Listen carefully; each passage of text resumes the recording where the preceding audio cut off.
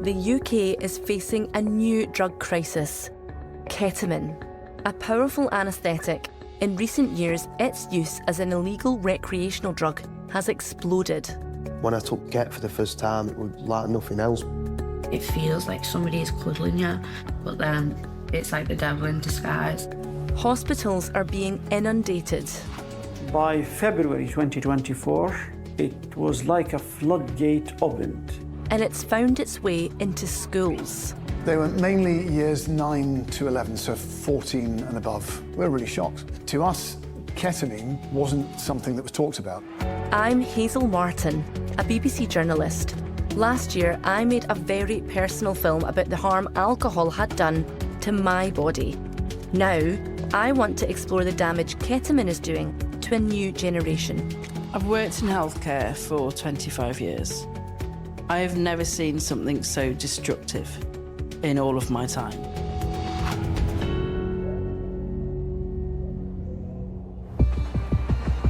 Six people have been charged as part of a Lancashire police operation to tackle the supply of ketamine. It seems like every week there's a new headline about ketamine and its impact.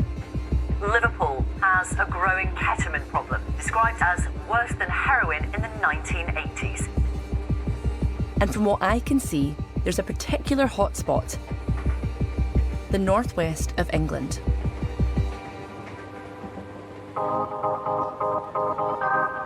I've come to one of the UK's biggest summer festivals, just outside Manchester.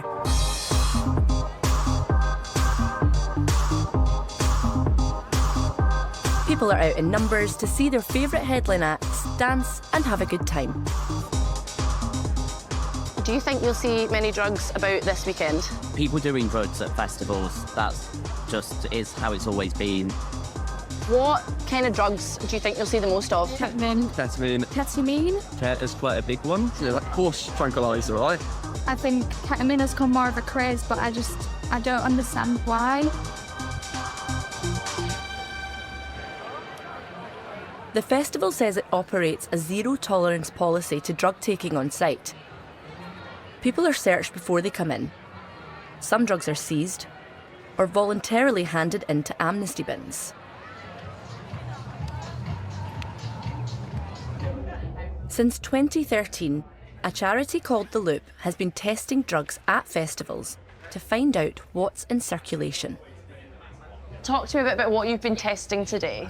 We're receiving samples in potentially from the medics, from Amnesty, from gate seizure, and when we're testing hundreds of samples in a weekend, that gives us a really broad picture of what is on the drugs market within the region.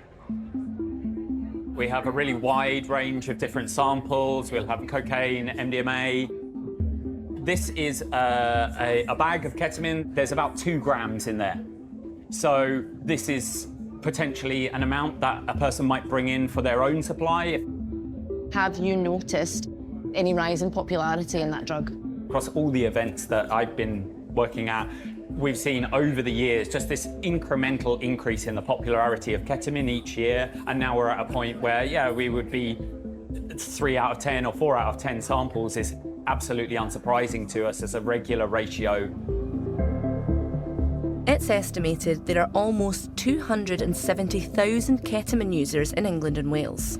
And since 2013, ketamine use in 16 to 24-year-olds has increased a massive 231%. Ketamine is used medically as a quick-acting general anaesthetic and painkiller. It began being used recreationally in the UK in the late 1990s. I'm meeting a leading criminologist who's been studying club drug trends for the past 30 years. Ketamine, from your perspective, do you have any insight into why just suddenly this craze seems to have happened? Partly it'll be about access and price. At the moment, it's very, very cheap, £5 to £10 a gram, depending on how much people buy. This is pocket money price, and it's cheaper than alcohol. But also there's something about that escapist element that particularly appeals to people at the moment. You know, people describe it as fun. It makes their arms and legs go a little bit wobbly. It's a little bit of silliness for half an hour, and that's particularly appealing to young people at the moment. How dangerous is it as a drug? We know that a one-off dose of ketamine is unlikely to be problematic for most people. The real issue is with the regular and prolonged use.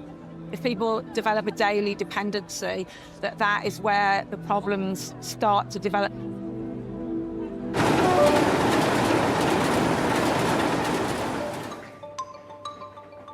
I'm travelling to just outside Liverpool, to one of the busiest A&E departments in the northwest, to find out what prolonged use of ketamine can do to your body. Can you tell me when you first realised that there was an issue? So I think it was probably around 2023, but we started seeing a lot more younger people come in with severe abdominal pain, problems passing urine, blood in their urine.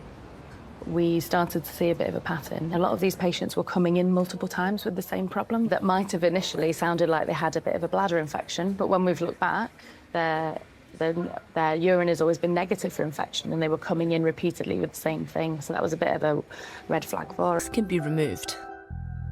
If we just take a urine sample, I think from this one? The urine one, yeah. Okay. Let me put it this way.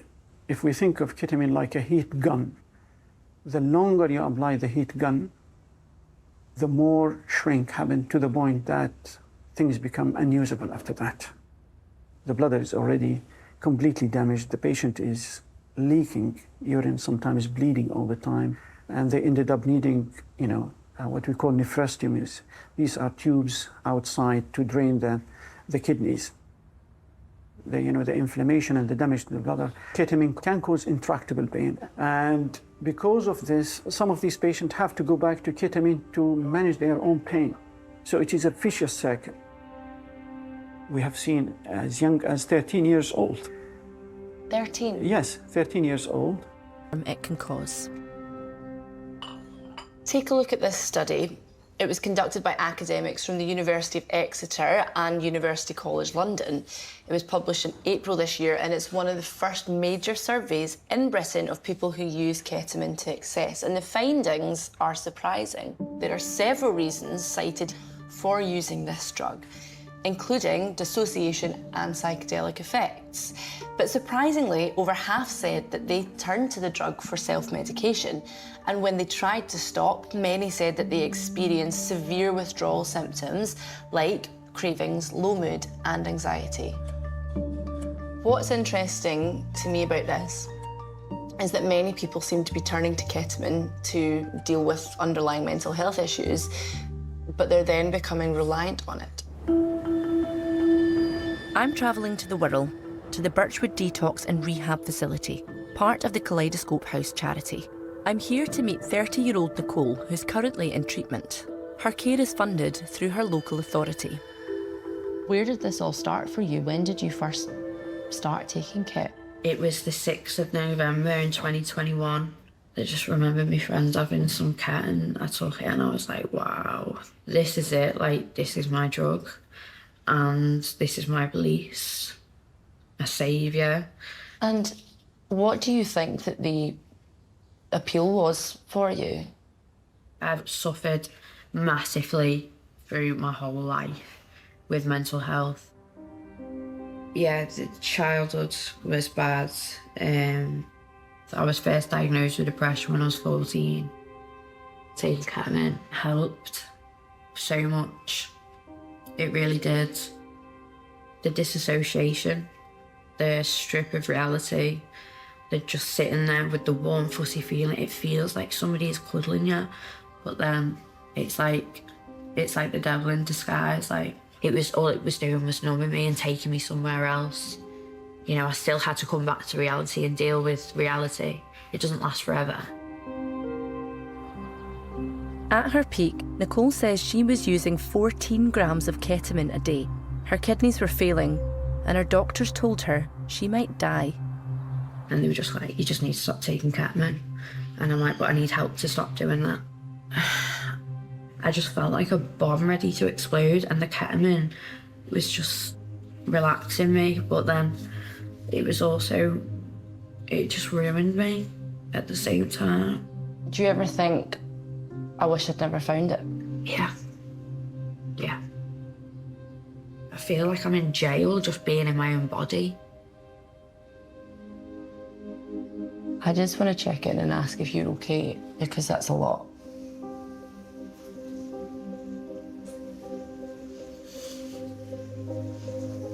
Look at me. Are you okay? Yeah. Since being admitted to Birchwood for detox, Nicole's physical condition has improved and she's getting mental health support. Nicole is one of a growing number entering rehab. Over the last decade, the number of ketamine users starting treatment has risen 8-fold.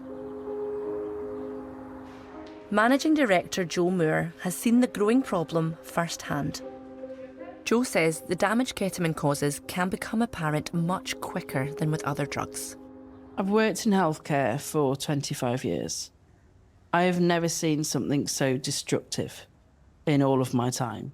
The heroin users can have used for 30 years and they don't have anything like these physical health, mental health conditions that we see with our ketamine clients in a very short period of time. So I think for me, we see ketamine as a totally different entity that we need to focus on because it's on its own par. There is nothing that I've seen that is likened to it.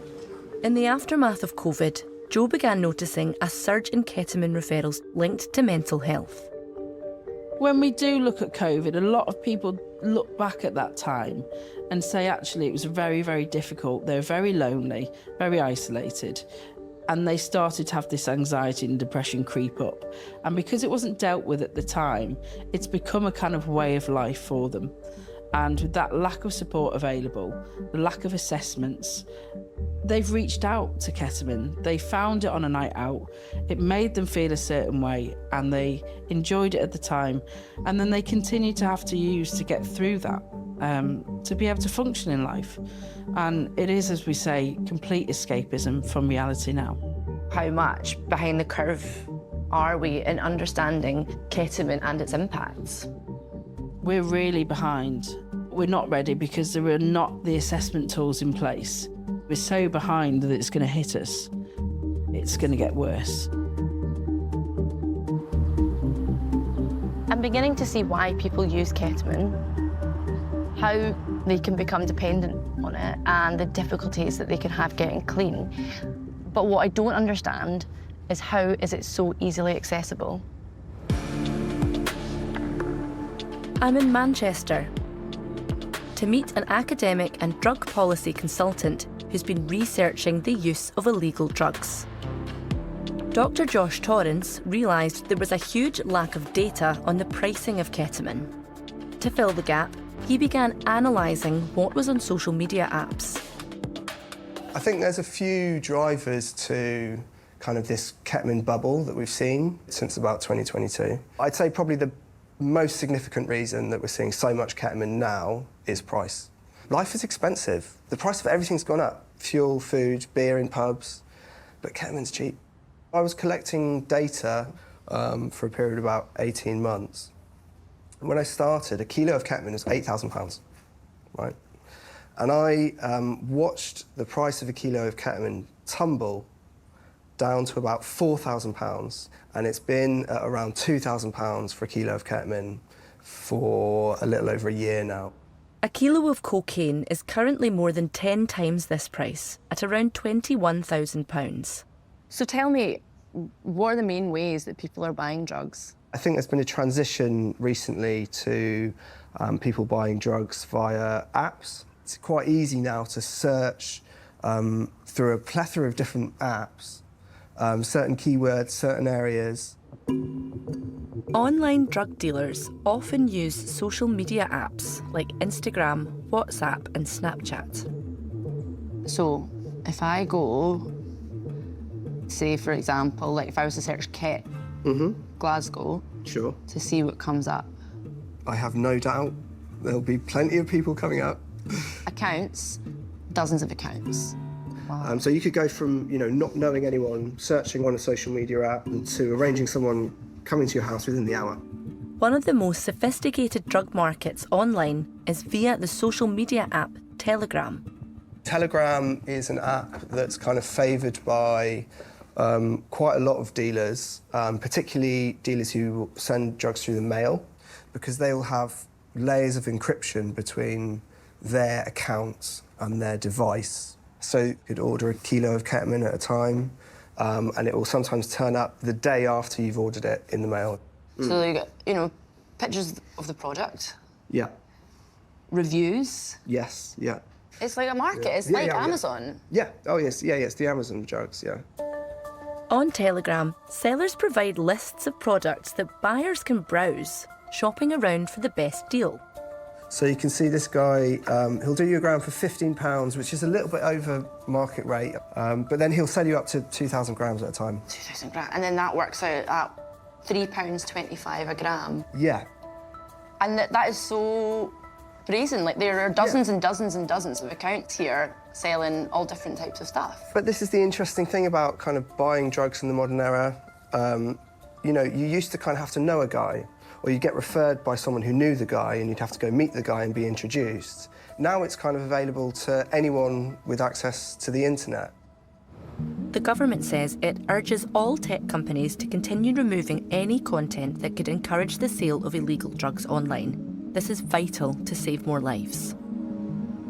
We wrote to Meta, which owns Instagram and WhatsApp. It declined to provide a formal statement, but says users of WhatsApp can't search for or advertise groups in the way they can on public-facing platforms. Telegram says it has greatly reduced illegal content by blocking search terms related to illegal activity. It also says that to potentially encounter illegal content on Telegram, a user would have to be personally introduced to it by one of their contacts. Snapchat says their guidelines prohibit promoting criminal activity like buying or selling illegal drugs. It says it uses technology to shut down dealers and work with police to take appropriate action. With ketamine being so cheap and available, how can children be protected? I'm visiting one head teacher who in 2021 discovered a ketamine problem in his school. When did you first notice that there was an issue with ketamine and what happened? So it was part of coming out of the lockdowns that lots of schools were dealing with a rise in challenging behaviour, more distress, more anger, more trauma. And we noticed that there were some young people who were presenting in school in a particular way in terms of their behaviour. They were mainly years 9 to 11, so 14 and above.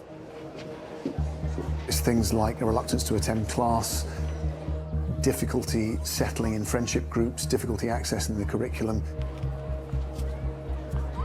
Their caginess, their reluctance to engage with things led us to ask certain questions, and that's what led us down the track that revealed that a very small number of children were using ketamine. And what's your reaction to finding out that that's happening? We're really shocked, because to us, ketamine wasn't something that was talked about. So there wasn't a knowledge base out there, and we had to find that and put it together ourselves. Do you think, was this an issue in your school only? When it started, that was the first thought I had, and I thought, God, this is terrible. We're going to be seen as a druggy school. So, yes, we were worried that it was just us, but it turned out not to be.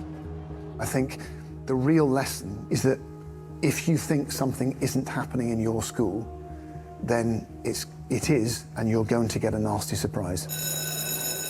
Rather than excluding children with drug issues, Ben decided to research ketamine and establish a team at the school to offer support and therapy.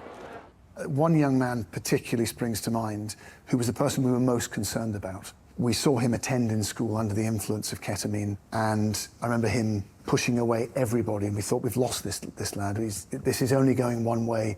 He's going to end up being excluded. It's going to be a police matter. He'll fall into the criminal justice system. But in the end, he was supported because we had an adult sitting with that child, coaching them, asking them questions, listening to them a lot. And after he left, he attended our awards ceremony and got his GCSE certificates. It was wonderful to see him. Children will always take risks. That's what they're programmed to do. So it requires a different approach to young people so that they're not criminalised and they're not viewed poorly, because we've got a very, very immature way as a country of talking about children and young people. It It's interesting that Ben's approach to tackling the ketamine problem in his school is to try to ensure young people aren't criminalised. Under the Misuse of Drugs Act, ketamine is currently a Class B substance. It carries a prison sentence of up to 5 years for possession and 14 years for supply. But earlier this year, the government set up a committee to advise on whether it should be recategorised to a Class A substance, which would mean tougher penalties for possession and up to life imprisonment for supply. But would it work? Would it really reduce ketamine use, especially amongst younger people? Across the UK, there are support groups for people with drug and alcohol problems, like AA or Narcotics Anonymous, but there aren't many specifically for ketamine. In Stockport, not far from Ben's school, a group of young former users decided to establish their own support network at the Acorn Recovery Project. This group, what's the kind of story behind it? How have you all found each other? I went into my first rehab in 2021. There was nothing around for Ket back then. This time round, I was going, to the AA, CA and NA meetings, and I just weren't getting the identification that I feel like I needed to feel understood and to move forward and to educate myself, I suppose, around ketamine and just feel that connection.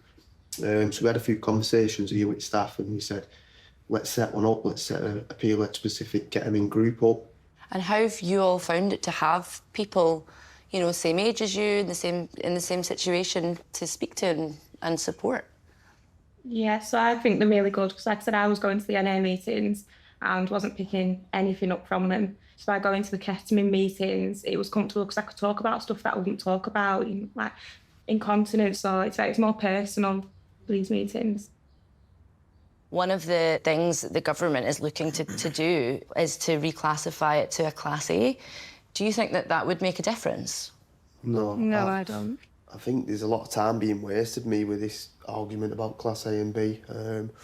Even if it did get made to a Class A, how many people, does anyone in here know that said they weren't going to sell cocaine because it's a Class A or they're not going to take it? Because I've never come across that. I think the amount of time and energy that's being put into this debate and trying to get stuff done about it could be being put into, educating kids in schools and to getting people clean and rehabilitated. I almost feel like it's our responsibility to be that pioneer, to show people it is possible to get through the other side of a ketamine addiction. I managed to get myself into rehab and I look forward to life and I want to make a difference for other people now. About how to tackle the issue. They're telling me that it's vital that Britain turns the tide and that if nothing is done, that the ketamine crisis will get worse and worse and worse.